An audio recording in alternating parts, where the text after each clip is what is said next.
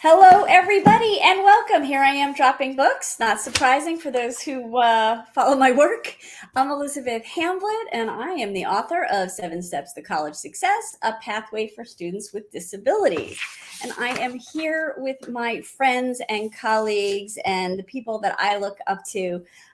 College is obviously a big topic for me. And in the course of my work, I often end up talking to parents whose high school students are feeling unmotivated, and they're asking me questions about whether students should, whether they should be pushing their students to try harder and to do things, their fears about them not going to college. And so this is the kind of stuff that comes up to me all the time. Well, luckily, I have some friends who are nice to me. So I'm going to let them fully introduce themselves, but I want to show you that I have and read copies of my friends' books. So this is Ellen's latest book, Bright Kids Who Couldn't Care Less. For those who are professionals, I also have her actually, this one's for parents, I forgot. Straight Talk about psychological testing for kids.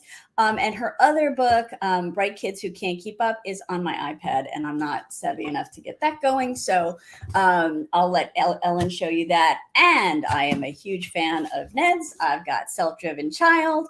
And this one's not marked up because I started with the ebook, and that's all marked up. And the follow-up, What Do You Say? So with that, let me ask, I'll start with Ellen. To introduce yourselves and tell everybody the things they should know about you. Well, thank you so much for having me here, Elizabeth. I don't have the other book on hand, but I do have Ned's book here, though, I have to say. And the other one, my book, which is all marked up, so I remember what it is that I wrote way back when I wrote it. So let me tell you a little bit of who I am. I'm a child psychologist. I specialize in neuropsychology, which means I evaluate kids for learning and attentional and emotional developmental issues. So that's my clinical work. And as part of that, I'm also a director of a clinic at Massachusetts General Hospital, and I teach at Harvard Medical School. It sounds like I do a lot of things, but I do just a little bit of a lot of things. But one of the things I also do is research. And one of the areas that I've really been interested in researching over the last decade or more than that are kids who have slower processing speed. And that got me interested in kids who have a slower time at sort of figuring out what it is that they want to do, not just kids who are slower at doing things, which is basically what my other book that's Bright Kids Who Can't Keep Up is about, kids with slower processing speed. So this book is really helped me think about, so what about those kids who can't keep up? What are they like as they grow into young adulthood? And it's not just a book for that age group. It really did sort of expand because of the pandemic. And the topic sort of broadened from one in which I thought I was going to be talking about kids who really couldn't get motivated, who had significant challenges, either learning challenges or neurocognitive sort of challenges. And then we found ourselves in the land where no one is motivated. It's getting a little better, but think back to a year ago right now, or 2 years ago, none of us knew what we were doing. We were all sort of grieving all sorts of things. And so that's, as I was finishing up or sort of in the middle of writing the book, I kind of expanded it to fit the world that we're in now. It certainly makes a lot of sense that, we're all talking about motivation. Because anybody hearing that echo but me? Nope, we're good. Okay. It's a nice lead in then to Ned, who's been talking to about motivation for a long time. So Ned, please introduce yourself. So my daytime job, I'm a test prep geek.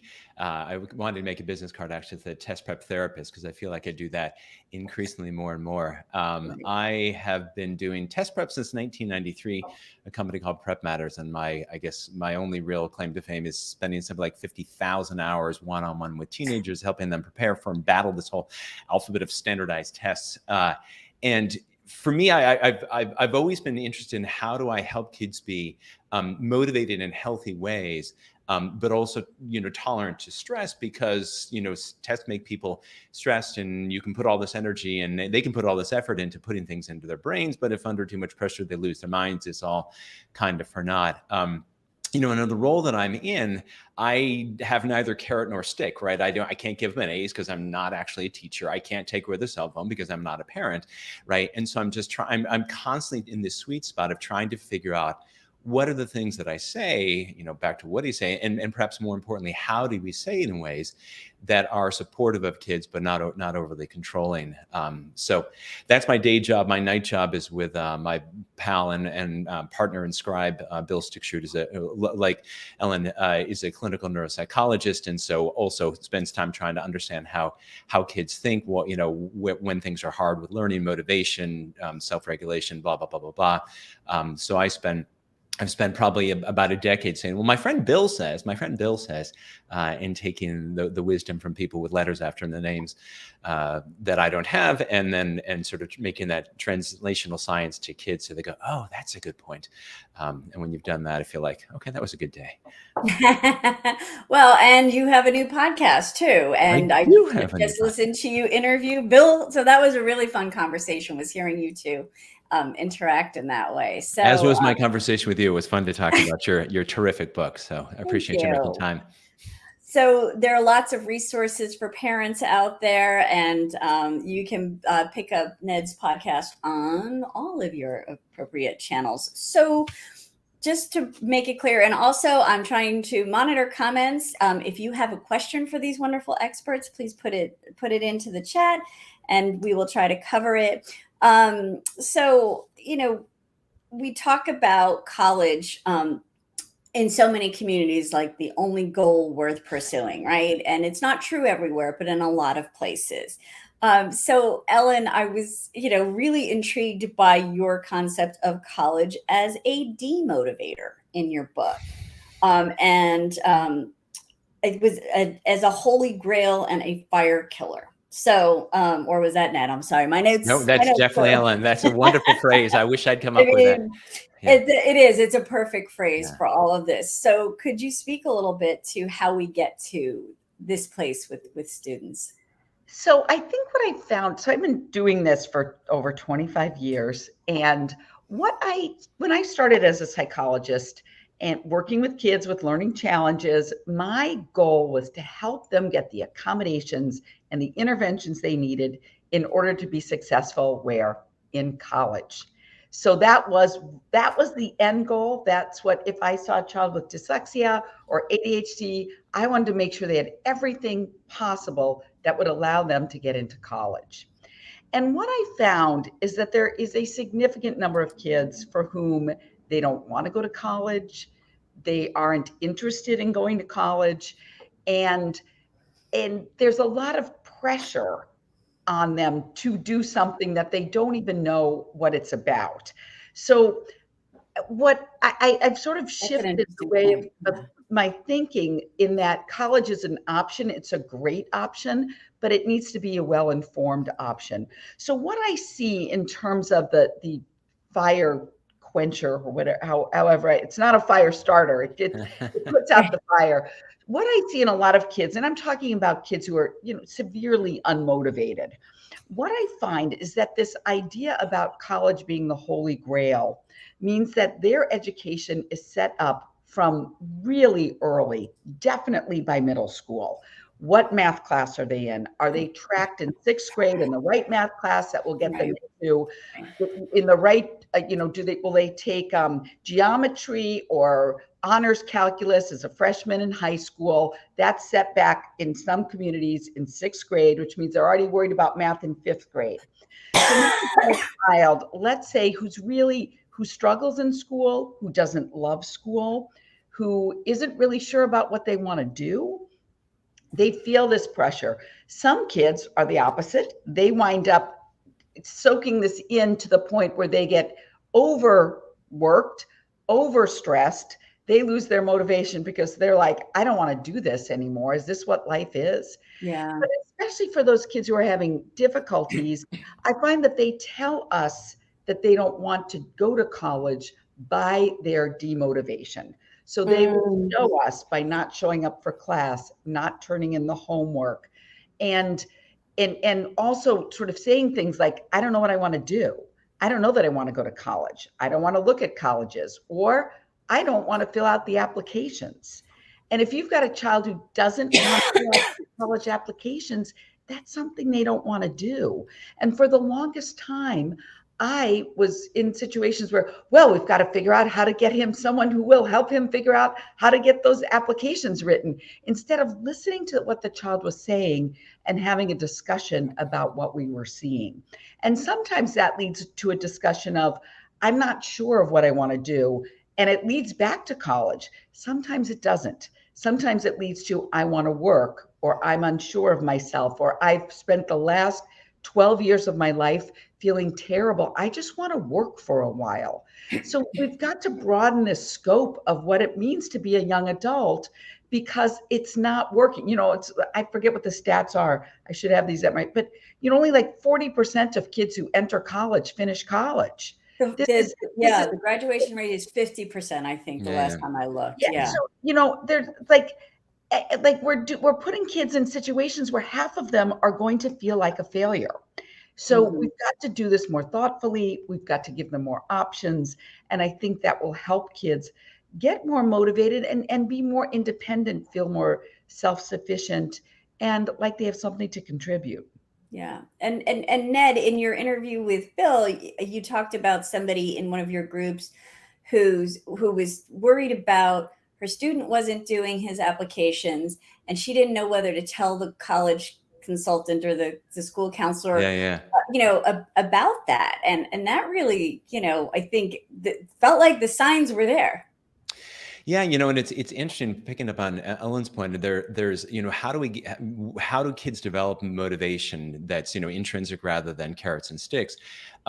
It's also, when I hear a lot of kids say, so he's just not motivated. Well, sometimes they can want the thing, but really what's standing in the way is anxiety. Mm-hmm. And people feel like it's overstated, but I think if we simply remind ourselves that the major manifestation of anxiety is avoidance. So the more we tell kids how incredibly important it is to do A, B, or C, and they feel like it's impossible to do that, well, we've really now created a perfect recipe for really feeling desperate, that it's imperative that I do this, but I don't feel that I can. And so a lot of the work that I do with kids who find learning harder, have learning disabilities, anxiety, depression, on and on it goes, is actually is turning down the volume and say, look, it's really not that big a deal. If you don't go to this college, or, there's a story in our book. Bill was talking with the kid, who was just barely doing school and just bribing, just haranguing his teachers to get him to pass him. They didn't do a lick of work. And, when you say, listen, you could fail every single one of your high school classes.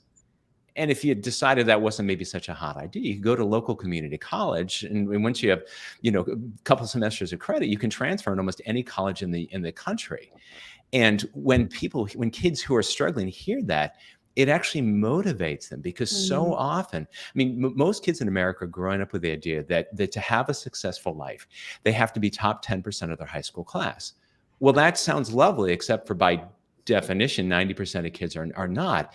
And so you get those, exactly as Ellen described, these two kids go for chuck it. Why even bother? Or people who are obsessively driven, holding on to stay in that top 10% until they can't. And this is where, and we certainly saw this during COVID, kids went from straight A's to like, because like professional jugglers, they don't drop one ball, they drop them all. And so when we can help people realize that the kids, that there are many paths, including you can go to school and fail out, and you can still go back and try it again. That when you make kids feel like they haven't ruined their entire lives, it helps enormously. So for that counselor that you mentioned, we said, absolutely, tell the counselor, because if all the adults are spending their energy trying to get their kid to do something, we've got the energy all wrong. And say, listen, I can't apply to college for you. I don't know. One, I can't, ethically, that's not right. And two, I can't take that away from you. Right. I had a friend who was a counselor, and the kid said to his mom, I worry that if I get into college, it'll be because of you. And if I don't, it'll be because of me. Talk about lose-lose, right? Woo! Yeah. Yeah. Woo! Um, there's so much to talk about here. And, one of the things that I hear, in my part of this field about, students registering for accommodations and requesting things is I have parents who will say to me, we requested this. And that always gives me a little pause. And I understand sometimes it might just be semantics, but, it's, there's the confidence piece is something that I think is so important. And, the parental, contribution sometimes perhaps surpassing what it should be is something that I worry interferes with their confidence. I wanted to circle back to you started talking, Ned, about anxiety about this, this big looming thing. Could you explain nuts? I'd be happy to. Self-driven child. Yeah, so we borrowed this from a wonderful wonderful researcher, Sonia Lupien. She heads the Center for Studies of Human Stress in Montreal, Canada, and she says she said I defy you to think about something that creates stress or anxiety for people that doesn't fall into the acronym of nuts. So N is novelty, new situations. Right, it wasn't the coronavirus. Hey, it was the novel coronavirus. Woohoo! Right. U is unpredictability. This is what makes travel right now. In this, are we gonna is the flight gonna go or not? Right. It does not happy. Right. T is perceived threat. And before COVID, right, where we could all kill each other. Really, for kids, it's threat to ego, and for parents, it's threat to ego. Is that can I put that bumper sticker on the back of my car? And then S is a low sense of control. Right. And this is the worst one that we can experience. And so if you think about the college admissions process for kids, it hits those things in spades. First time applying to college, yeah, unpredictability. I mean, apply to a highly rejective college with an admissions rate of 7%. There's no predictability about whether you're going to get in or not. Obviously, it's hugely tied up in people's self-concept, and therefore it's threatening to their ego. I thought you only got into, I was talking, I won't say the school, the kid went to Sidwell Friends here, which is a super selective school, and telling a friend, and they're like, oh, you went where? Good grief. And then, of course, a low sense of control in this process. And so this is where, to the point that you raised, Elizabeth, where we as parents and as educators, we want to support kids. But when we then take control of the process, we've then added a low sense of control to this. And we're surprised that kids are undermotivated, and we're surprised that kids are stressed. And so what we really want to do is, with all the wisdom that we have, is share with kids all the I will help you in any way I can. I have some advice on that if you'd like to hear it. But we really want, we did a piece for US News and World Report about kind of self-driven child through the college admissions process of how do we let kids own this as much as they can, because these are skills that they need, not just getting into college, but to get through college, as you noted, and into the adult world. And it's hard, but of course, as parents, we're stressed too, and therefore we reach for more control, but we often do that at the expense of our kids' sense of control. Right. And, the thing is too, as they're in high school very often, the adults are doing everything and they're, pushing along their agenda. And, it's hard because at a lot of high schools, that is the agenda, regardless of who the student is. Yes. Oh, well, I was just going to say, listen, I've been helping kids get into college since 1993. That's all that I do is these silly tests. But even the role that I pays my mortgage, I will say this, that the most important outcome of high school and adolescence is not where you get into college. It's the brain that you develop and you carry into adulthood, because you don't get it. You can always you can get more education, but you don't get a chance to rewire your brain. And I see all these people whose kids are struggling with their mental health and emotionally, parents say, but she's getting A's. And I'm like, holy cow, an A does not, it's not this great salve that takes away all the collateral damage that's done to brains. And when you look at, I won't pick on any particular Ivy League school, but the mental health, these are the most successful children in the world, but they're struggling as much or more so than other people. And we have to change our thinking so that we have a motivational style that's sustainable. We can't have them just collapse over the finish line and think, not everything's good now. Oh, that's such a good point. Ellen, yeah.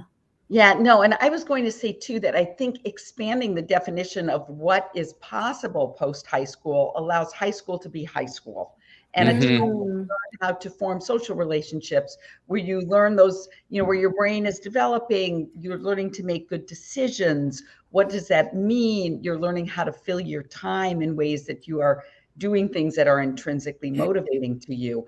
And I think what happens, a lot of times people will ask, well, it's just harder to get into college now. Well, that's just because everybody's applying everywhere. And so that's where this trickle down sort of thing comes in. It's like the stakes seem so much higher when it's a little bit of an inflated experience, I think. And I want to be clear too that it's not like I feel like kids with learning differences shouldn't be going to college. They definitely should. And That's my whole thing. Yeah. everything I can to do that. And there are kids who don't have learning challenges who don't want to go to college after college. I think what I see in terms of the problems in kids' mental health in high school is that discussions aren't happening about what kids want to do after high school and the path that they want to take. And so sometimes they're like, I don't want to apply to a high Ivy League school. And sometimes kids know I'm not going to get in. My parents think I'm going to get in there. I know I'm not going to get in there. So rather than have that argument with them or have my parents have to face that reality about me that I already understand, I'm just going to not do well in my classes, because then that discussion gets taken off the table. And then the same sort of thing, it can happen where I don't know. I guess I feel like if a child is anxious, Ned brought up a good point that anxiety is part of this process. And so just because a child's anxious does not mean that they don't want to go to college. And I'll just use my own kids as an example, which is a terrible example. But my daughter, very good student, college bound, talked about college, wanted to go to college. There was never any question. But when it came time for her to submit the applications, I remember one day I got up and when it was a Saturday morning, like, today you're going to press send, because she just couldn't do it, because she filled out the applications on her own. She did everything on her own, but she was, that send means something. It's meaningful. That's a different kind of child than the one who, did you do your applications and is saying to you, where am I applying again? What am I doing? That's the kind of child, that's another one of my kids, that's the kind of child that you want to really talk about, because sometimes their junior and senior year does not go well because no one's having those conversations. And I've had many parents say to me, I don't know what else my child will do. And I can't go to high school graduation if my child is the only one who hasn't gotten into college. I've had a number of parents say that to me. It is like the worst thing. It's like the scarlet letter. My child isn't going to college. And so they have to be able to say, oh, community college or whatever, but they can't just say, it's just not okay in our culture to say, he's working next year. And for some kids some really bright kids, that might be okay. But we've got such a stigma, sort of an elitist attitude about what we feel young adulthood is supposed to look like. Well, I think the angle too, and certainly Ned has talked about this too in his work, is, it's like, it's not about you. I mean, how can I go to the, graduation and tell people my child, not what is best for your child is hard. So interestingly, we have a question about kind of the opposite of what we're talking about. So this person says, I have an inattentive ADHDer who desires to go to college, but lacks self-awareness about their abilities. Student has been given support and the tools to help learn, but will not adopt them. Or a system to help themselves. We discussed other options besides college, but the student set on going to college. At this point, I feel he's burned out on getting help, working with academic coaches. Ned, I know that's something you think about a lot. And executive functioning professionals. He has an IEP. Unfortunately, not much help. Oops, what happened to the rest of this? Seems like it is not continuing to Yeah, load. yeah. Anyway, I think we're getting Yeah. the picture. So sounds like the parent is actually being very realistic and trying to talk about another path. So suggestions? Well, I mean, I think that question and Ellen's point about the idea that college is a default setting, and also Yeah. that paying for college is like a birthright. I mean, Bill and I wrote an article that came out November, I think 2019, for the New York Times, about the 6, 7, 8 kids we knew who were home by November to stay. They'd already washed out of college. Mm. That is a heck of a way to spend 20, 30, 40, 50, 60, $70,000. So we have a chapter in The Self-Driven Child called Who's Ready for College? And it's just kind of the things that you need to see and say, listen, before we send you off to college, I want you to go there and be successful. I know that you're bright. We know you've got some ADHD and some executive function. I want you to go and be successful because this is important to you. And I want you to have this opportunity to develop your life. But there's some things that I need to see out of you first. I need to know that you can get yourself out of bed on time. I need to see that you can make and attend your own appointments. I need to know that when you drop the ball, that you have a way to catch yourself, dropping the ball, and then you have a way of cleaning it up. Oftentimes, and I'm not suggesting of this parent, but oftentimes with kids who have, problems with executive functions, especially the ADHD, there's this whole army of people who are constantly doing the cleaning up, the checking in, the sweeping up. And we're depriving kids of those natural consequences. For this kid, I mean, I just had this conversation with a similar family dynamic about a month ago, and I gave the kid the chapter to do me a favor and read this chapter on who's ready for college. And I want you to do 2 things. One, I want you to take note of the skills that you already have, because he was also a little anxious about it. Take note of things that are important and skills where I've already done this because of this job, because of this internship, because of whatever. But then also take note of the things where like, yeah, I'm a little wobbly about that. I don't have a plan for that. And then you talk with your mom, your dad, your coach, your tutor, whoever. And these are skills that you work on. Or if you think, oh my Lord, this is going to be a disaster, then you make a plan, just as Ellen's described, of let's work for a year. Let's have a gap year. Let's take classes at community college. I want to see, and you can make a little contract of the things that we agree that we need to see that you're capable of before I send you off to college, which, if we're honest, is the most dysregulated learning environment outside of a war zone, right? Where everyone's massively sleep deprived and there's not that much adult oversight. And you've just walked out there with a suitcase full of my money. Mm-hmm. And Ellen talks about that too, and how much college costs. And how to talk to students about it. Yeah, it does come at a big cost. I think, Ned, you said it just perfectly. It is one of the things that I will tell parents that I work with is, what is your child showing you about if they can't? You're right. I've had parents tell me he's got to go to college, and they'll say 3 out of 4 days he doesn't make it to high school on time. He doesn't turn in his homework. He doesn't, like, all of these things that he's not doing. And I'll say to them, what gives you the idea that he's going to do that in September if he's not doing it now in March, when you're there to tell him to get up? And I'll say to them, we need to find a different plan. Now, this parent, it's interesting because this child is saying that's what they want to do. I still would have a more thorough conversation with them about, what does college mean to you? What do you feel like that's going to get for you? Why do you want to go? Sometimes it's just, I want to go because I can't think of anything else. And that's partly our problem, is we don't give kids other 100%. Yep. And what are the other options, and how do you make a life with going to community college and working part-time, and how that can be a pretty nice life. But we just don't have, it's either college, or this parents will say to me, he's either going to college away from home, or I assume he's going to be playing video games in my basement. There's nothing in between. And we've got to talk about that in between. And with a student like that, they just might not be able to imagine an in-between, a different sort of route.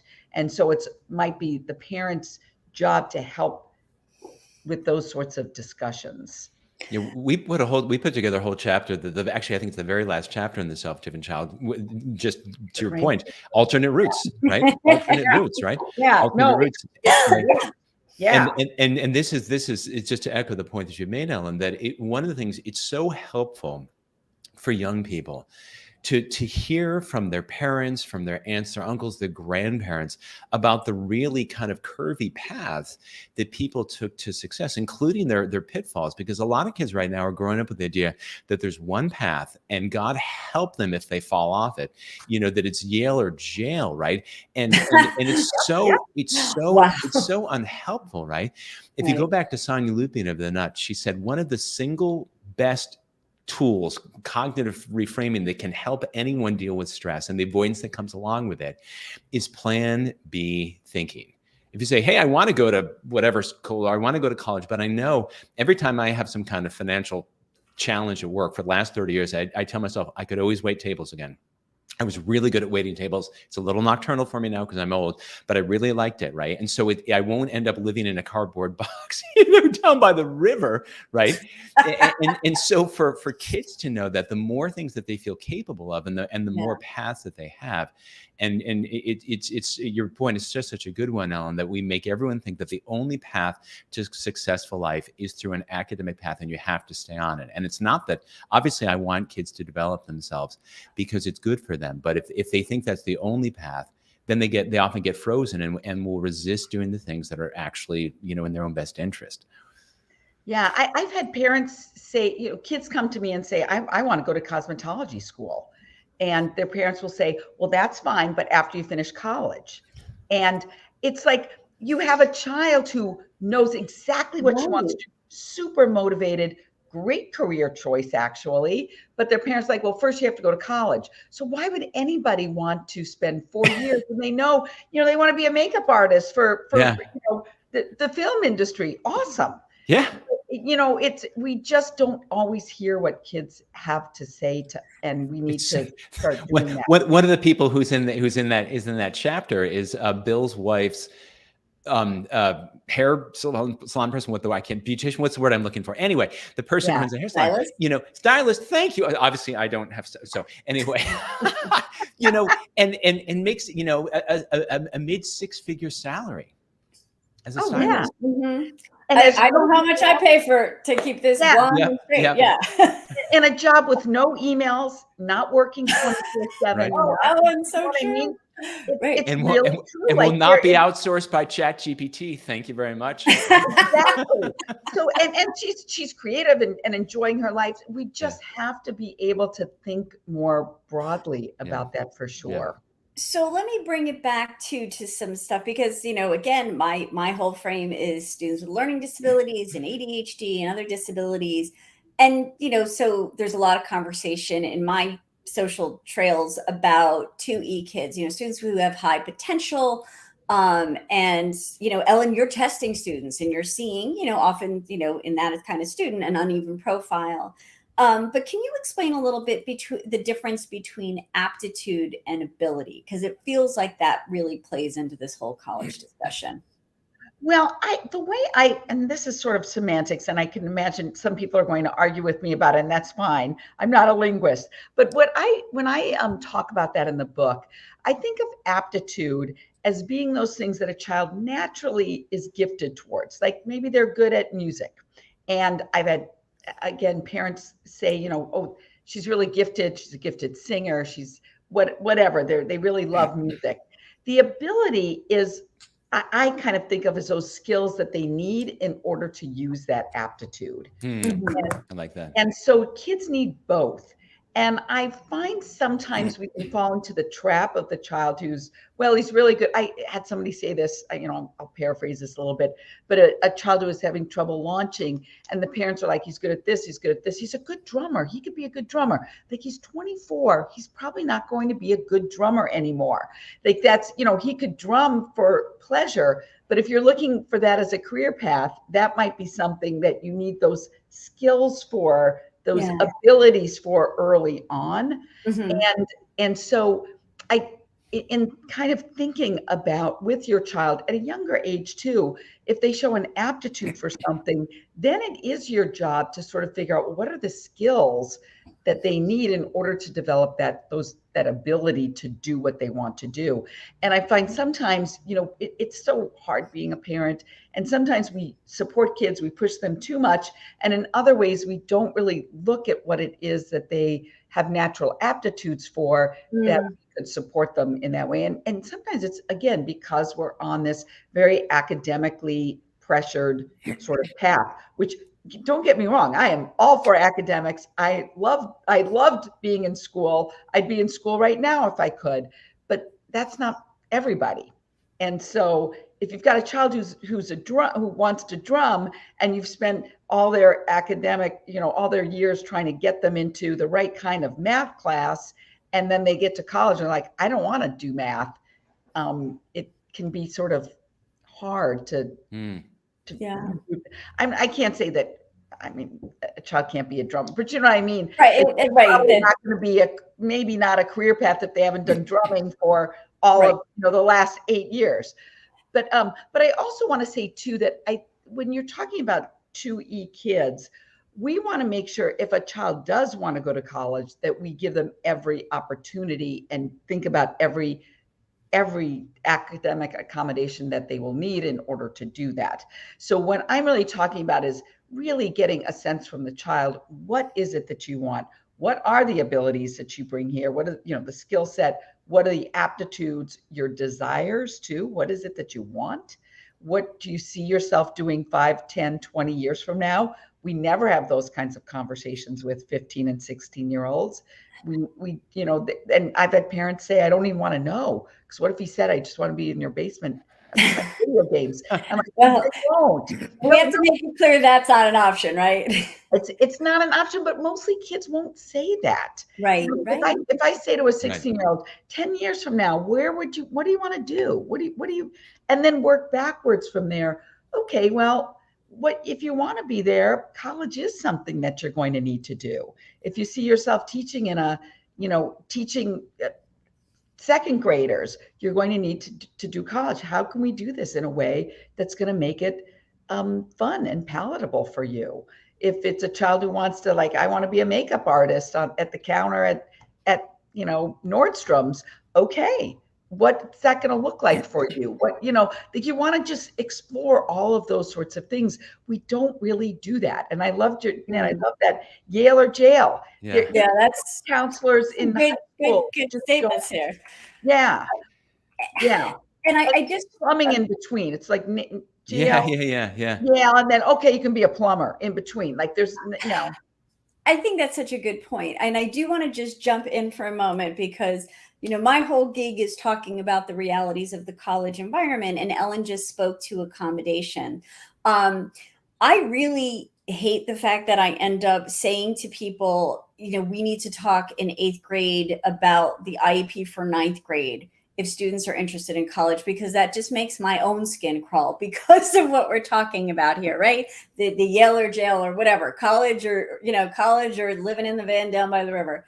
But what is important for parents of students with disabilities who are watching this is that you need to be aware that there are a number of supports that your student might have in high school that are not going to be available in college, which will dovetail into this conversation too about the strategies that they need to learn how to do and the level of independence they're going to need at college, right? So we don't have professors emailing students what the homework is.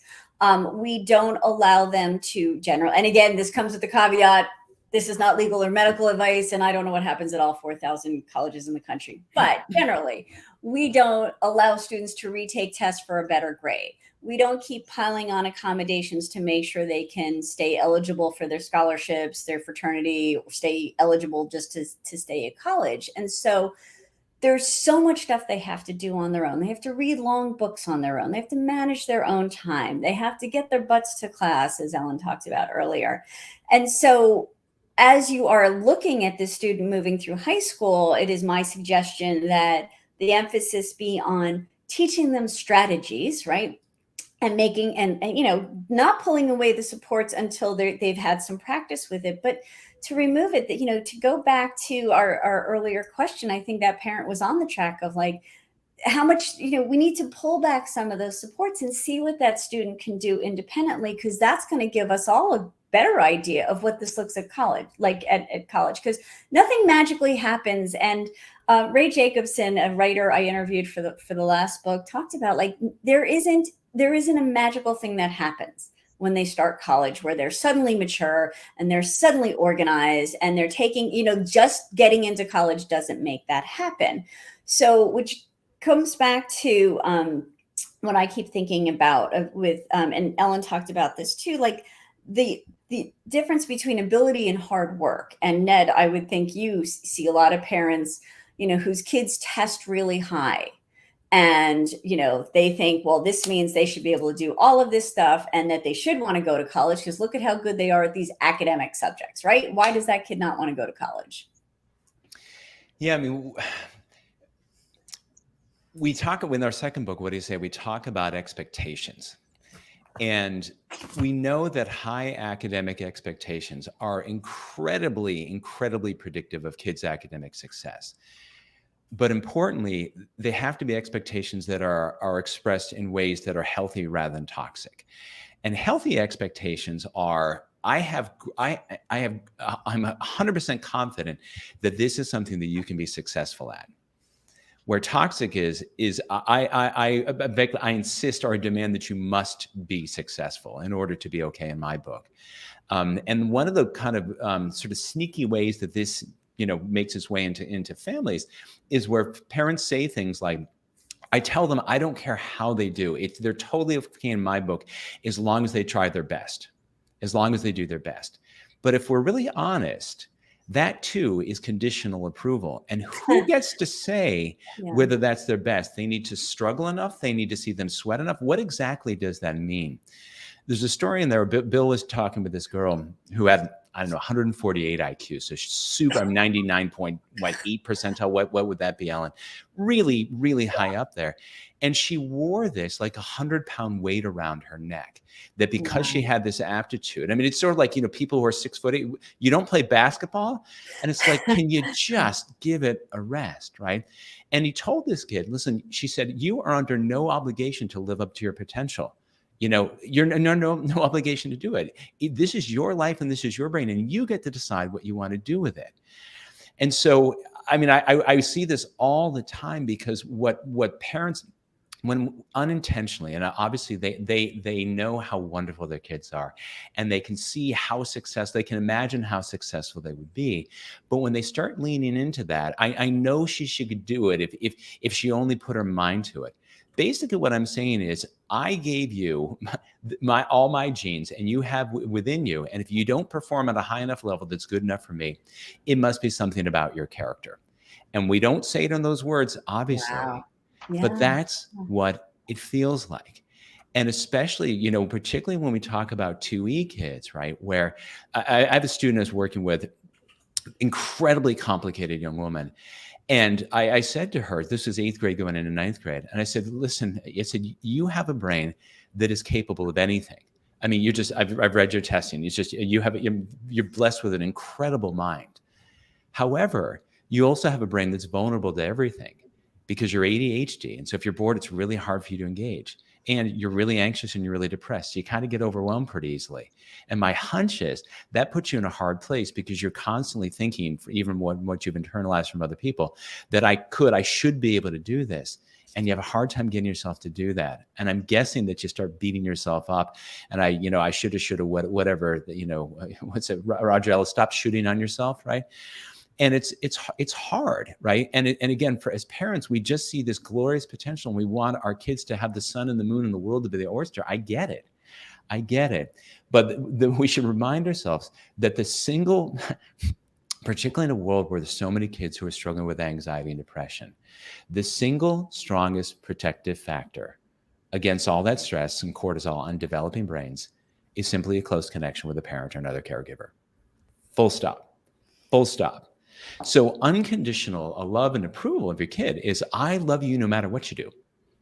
I love you no matter how hard you try. You can't shake that. Don't care what you do. And that, curiously, can be the source of being a stress sponge that allows these complicated 2E kids, are by definition complicated, allows them to have the energy, or at least pull away the demotivation for them to engage more fully. And it's just so paradoxical, because as parents, we feel like in order to get my kid to achieve his potential, I have to push him all the time. No, you don't. No, you don't. Because here's the deal. Even kids who are currently sucking really badly right now, technical term I know, if we remind ourselves that they want their lives to work out, because unlike a video game, there is no do-over. This is a life that they've got. And so it's just, I don't know, I don't know why this is so counterintuitive or so hard for so many people to think that you can actually help your kid do better and be more motivated if you don't lay on with all this. But I guess it goes back to, we get anxious as parents too. One of the things that I talk about in my book is how pleasure is an important part of looking at motivation. So I sort of look at, aptitude, which is what we already discussed. Practice is what are right, your app, right? To do. But pleasure is sort of like thinking about this as a three-legged stool. And what you're really talking about is instilling discussions about pleasure and being aware of pleasure in our own lives and in our child's lives. We are not talking about kids who are surrounded by pleasure. They're busy, but that doesn't mean they're doing things they like to do. And so, I Elizabeth knows this, but I spend a fair amount of time as a sabbatical in the Czech Republic, and Europeans have such a different view of pleasure than we do. Now they're going in our direction, to be honest, but that's why so many of us are going to Italy for the summer, or Greece, or hanging out in, in places in the world where pleasure is part of the culture. And we don't instill that in our kids, this kind of go. Yeah. And I think that taking a step back and talking to our kids about, what do you like doing? What gives you pleasure? Instilling pleasure in our lives too, because they see us not very happy too. And if I could add one little wrinkle to that, we talk about this in the book. I mean, first of all, there are two things. One, we sort of talk about happiness versus pleasure. This guy named Robert Lustig, the kind of the neurotransmitters involved in this, the pleasure at the most basic, uncomplicated level is dopamine, right? So chocolate chip cookies, winning a video game, sex, cocaine, on and on and on. But if we really think about, you're spending time in Greece with your family, or Italy, or whatever, we're getting more close to the happiness part of it, in that it's serotonin, and it's just that subjective sense of, and when we're devoid of stress, and it's really powerful. And I love your point about this, that I don't think we're doing as much as we could to foster this in young people. I had a student whom her parents the mother was not exactly mom of the year, just so intense with her kid. And I asked her at the start of senior year, she's coming back for one more crack at a dreary standardized test. And I said, "What do you like to do most in the world?" And she looked at me and said, "I have no idea. Here's the words. I spend all of my time and energy trying to meet other people's expectations of me. I have no idea what I want." Wow. And I thought, this is not, and so what happened was, I had somewhere along the line, she'd breathed to me, you're back talking about makeup and so on and so forth. She'd breathed to me about her school, where there was a fashion show, and she designed clothes and had and her friends, they had a runway show, right? And her friends would come and walk her clothes. So I snuck in and saw this. She was very towards the end of the thing. And I snuck in, I ended up sitting right behind her mom. This is interesting. So when this girl's show, friends were walking with the show, her mom has her head down in her phone the entire time, basically saying, this is not valuable. Now, the girl knew what she wanted to do. She got into, I won't say which school, she got into the highly selective school that was good for mom to go to the high school graduation. And a year later transferred to Parsons. Right. Yeah. Right. Yeah. And you bring up one really good point here. You mentioned before that one of the things parents say is, I just want him to try as hard, I just want to do his best. And the other thing that I hear from parents is, I just want my child to be happy. Yep. So in my intake form, it's like, there are all sorts of questions. What are your dreams and hopes for your child? I remember that from your book. And always, I mean, 99% of the time, I want my child to be happy. That's so much pressure. We are not happy most of the time. Do you know what I mean? Yeah, that's hard to think about, but like, it's a noble goal, right? As a parent. Well, think about it. If we're with somebody who always, with a partner who always wants us to be happy, or in a work situation where we're the happy person at work or whatever, what a burden that is, and what a drag it is. And think about the developing brain who's getting all this information that, you need to be happy. Well, and Lisa D'Amour has a great take on that. She said mental health isn't being, eternal. It's always sunny in Philadelphia, right? It isn't being perpetually happy.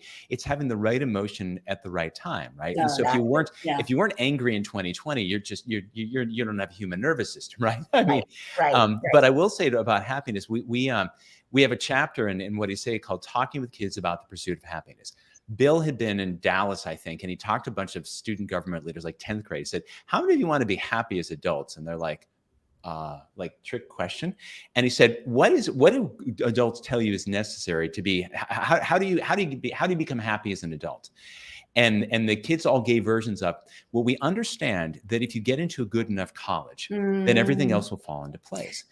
And it's just such rubbish, right? I mean, we're big fans of Martin Seligman and the PERMA model of positive emotions, engagement, relationships, meaning, and then achievement or accomplishment. And that's part of it. But we currently live in a world, I think, that is 80% achievement. And then if we have any time left over, we'll focus on another thing, on relationships or things that give us meaning. I'm sorry to cut that off, but we do have some questions, but I see we're getting close on time. So first question was, do you folks know of any gap year programs for a student who's had trouble coming out of the pandemic, learning disabilities, inattentive ADHD, anxiety, fear of failure, needs more maturity before attending college? Oh, I wish I had a good pat answer. This is a hard one. It's one of those things that you're going to have to just kind of look in your area as to what's available, to be honest. There are a lot more programs that are available. I also think that you can, if you want there are academic years where you are going to a high school that has an extra year after that. There's that kind of formal program that a lot of boarding schools have, a PG year, if you want something academic. And then there are a lot of places that can give you time to volunteer somewhere but some of those programs are great. And if you want to spend the money, terrific. But sometimes just kind of like working somewhere or being an au pair or what are their interests? Just doing something for a year is also good. Yeah, I mean, there's a group called EF Gap Year that does this work. But for me, I would echo your point, Ellen, that if I were a person graduating high school, if I thought I was going to do a gap year where all I did was work on executive functions, I mean, really, where to your point, getting yourself to work on time, that develops executive function, volunteering, traveling, anything. I would look to lean into where we started of what are the things that the kid likes to do, right? And then what is a productive way to develop, back to Ellen again, to develop the abilities that are tied to being successful in that, maybe something other than drumming, I get it, right? But what are the abilities that you want to develop to be successful? Now, this may include organizational abilities writ large rather than the practical things of that job. And I would very likely figure out a gap year, maybe work with a consultant, get an executive function tutor who, say, so here's some of the things we need to work on. From my perspective, by the way, with really good coaching, so many of the things that kids struggle with feel like common sense to other adults or parents. And so this is why, it makes parents crazy. The magic really is in the person who is kind of working with them as a consultant in a respectful way. Let's try this rather than dropping a system down on top of them, because that's when kids resist it. So yeah, I would do a gap year where figure out what the kid, how he'd like to spend for a year or her for a year, and then support it with this. But also keep in mind this, that struggles with ADHD and executive function, a large part of this are just brains that are lagging in terms of the mature. So a lot of this is going to get better just with another year of brain maturation, because the prefrontal cortex takes a long time to develop, and it develops in the ways that it is used. So if we can give kids the opportunity where mom and dad step back and we let kids do what they do and have those natural consequences, that alone will be an effective executive function gap year. So, yeah, go ahead. Oh, I find that one of the best executive function coaches is a good boss.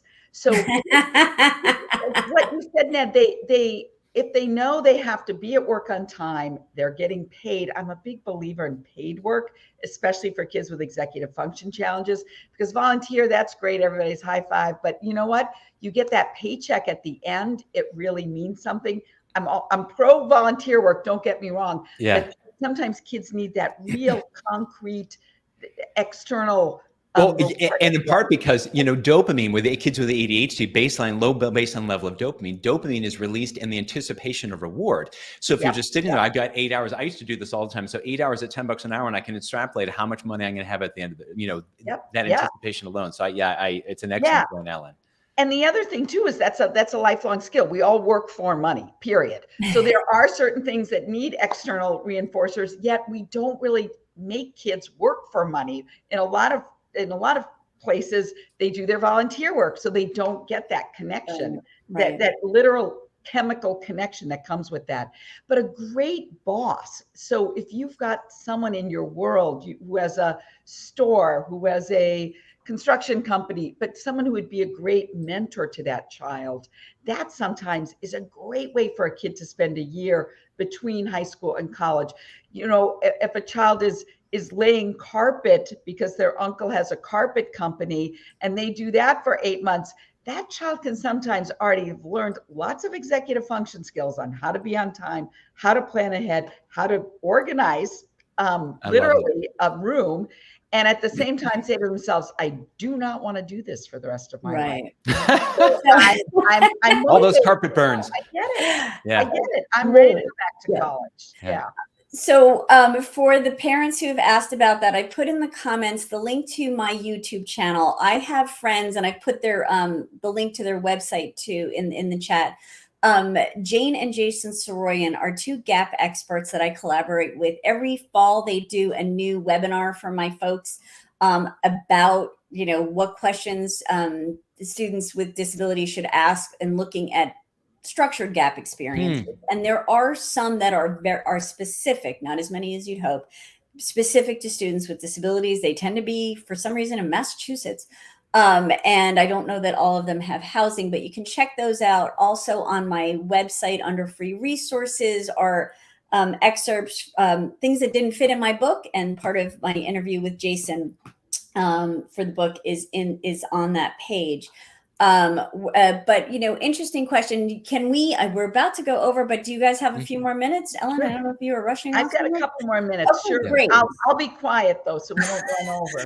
Not at all. No. Because Laura asked a great question, and she's got your book, Ned, and I'm sure she'll be buying Ellen's after this. How do you unconditionally? We're talking about getting jobs, right, and not rushing off to college. How do you hold them unconditionally? How do you unconditionally support students yet hold them accountable? Her 19-year-old is nervous to go get a job as he figures out his future. So again, we talk about in both books about trying to be a consultant, right? And so you'd say, so listen, if you're going to be living at home, everyone contributes to this household, and you also need to find some way to spend your time. And so you're going to have to come up with $500 a month or whatever, right, to do this. And I think we'll probably want to have that be legally paid work rather than illegally paid work. So let's talk about this. Now, the kid could be anxious about all sorts of things. I mean, particularly right now, young people just don't want to call on the phone anybody. They don't want to talk to people that they don't know. And we tend to say, listen, it's no big deal. I mean, I know you've got this, right? Or, or I'll do it for you. And both of those, this is sort of Ellie Liebowitz stuff, reinforce because we're making accommodations. And so he's saying, look, I get that you're nervous talking about this. You never applied to a job before. We empathize, we validate. So let's talk about how can we go about this? Do you have any ideas? Right. And then you offer help, you offer support, we can role play this if you want, maybe you can apply for a job, online with Start, so you don't actually have to talk to someone, but you're sort of pleasantly persistent, right? And you don't try to say that you don't do it for them, right?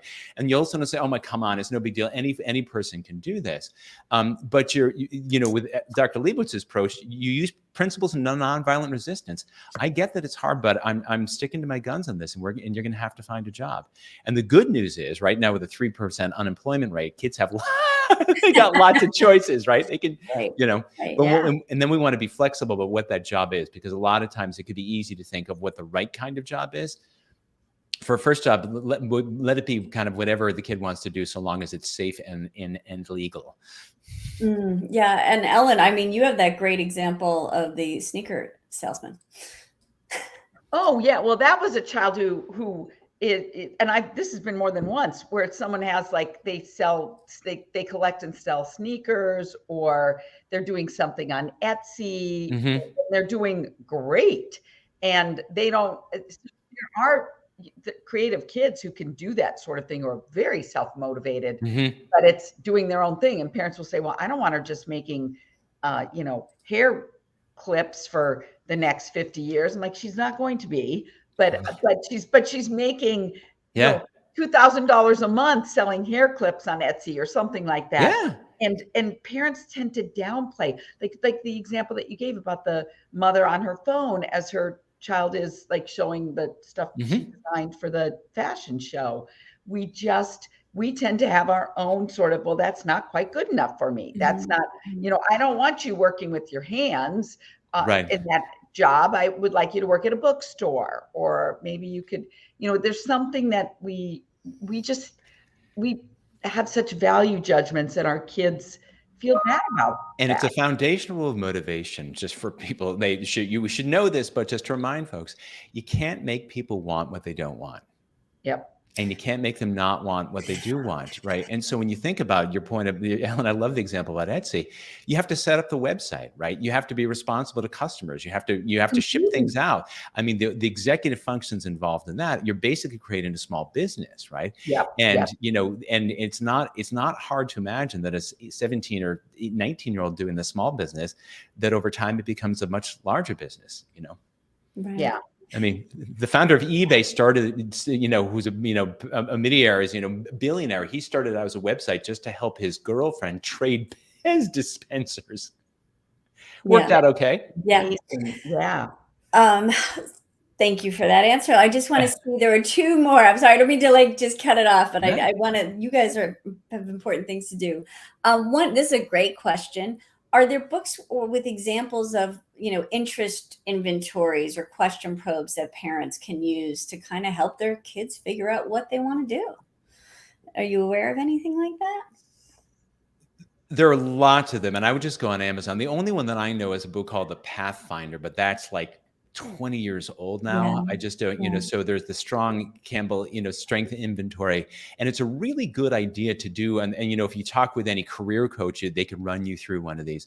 It's a really good idea to do one of those inventories, because a lot of times things that the kids that are natural strengths, they poo-poo them because they think, oh, they're easy. And they're not easy for everyone else. They're just easy for them. And this goes back to the point that Ellen raised before, when we can help point out to kids, or someone else perhaps, so they don't dismiss it, point out to kids what their natural aptitudes are, then they work on the abilities to do this, because people build successful lives by figuring out what they're already better at than most people. You don't have to be the best, but they're better at than most people. And then where you got a head start, then work really, really hard and push in that direction. So you could do a book. You could also just go online and probably do for there's probably most of these things like $50 and do an inventory. People love to take quizzes where they reflect back on them what they understand about themselves. So that's where I would start. I have one other suggestion. It's a place called the Johnson O'Connor Yep. Research, and they offer aptitude testing. So it's a little bit different than inventories, which are more our opinions about what we're good at, which usually are in line with what we're good at. But they really look at, and they're constantly looking at, what are the careers of today and what are the aptitudes that are important for those careers. So it might be things like fine motor skills, visual acuity, being able to sort of see different, having like color. I don't Discrimination. know. Yeah, no, it's an excellent Yeah. point, particularly for 2E kids. I love that advice. Yeah. I have had very good luck with them. I've not heard of this. Yeah. Most big cities around the country have it, and they Oh, started interesting. after they've been around for a very long time. Yeah. I think they originally started with veterans who are coming back after World War II to figure out, how do we get these people into the marketplace? Yep. And they do it sort of backwards. They, for instance, will test successful pilots and look at the aptitudes that takes to be a successful pilot, and then apply that to somebody. So the same thing, what are the aptitudes that take to be a successful lawyer versus doctor? But then also all these careers that we don't know anything about. I mean, that's part of the problem these days, is we're advising kids sometimes about career choices, and we don't know all the choices that are out there. Right. I love that. Yeah. There is, I was just trying to look this up. So there is a career exploration website that I have come across called ONET, which of course I don't know the what the acronym stands for, but I think the government might be from the Bureau of Labor Statistics or the Department of Labor or something like that. And students can look at occupations and see what kinds of degrees they need and skills they need to pursue that stuff. And that can be an interesting way to do. There's something called Find Your Career at My Next Move. So, I mean, I could talk to you folks all day and tomorrow and the next day and learn and continue to learn. So thank you for your time, folks. Now, Ned, you have a Facebook group. I do. There's a Self-Driven Child is a Facebook group. You can answer a couple of questions to confirm that you're not a robot. And then we'd love to take your questions and talk about stuff. And they're people just trying to support one another, because this raising parenting business is, complicated. Not for wussies, for sure. Join. I'm going to get on there right away. So for both of you, what is the best way for parents to reach you or to just find your information, whatever? So my website is ellenbraatenphd.com, and they can find more information about me there. At that time, and she's got 2 A's in Braaten, folks. Yes, I know. And my company is PrepMatters, as in preparation matters, because we think that. And then I sort of dance around social media a little bit. On Twitter's Ned Johnson. I have this kind of goofy TikTok. The other Ned Johnson. I love your TikTok. Yeah. I mean, there's so much information. These folks are so generous with their knowledge and with their time and advice. So I hope you folks got a lot out of it. You can follow up with these two. And thank you so much for joining us. I appreciate it. Thanks for having us. Thanks for having me. Yeah. Happy 4th all. Bye. Bye.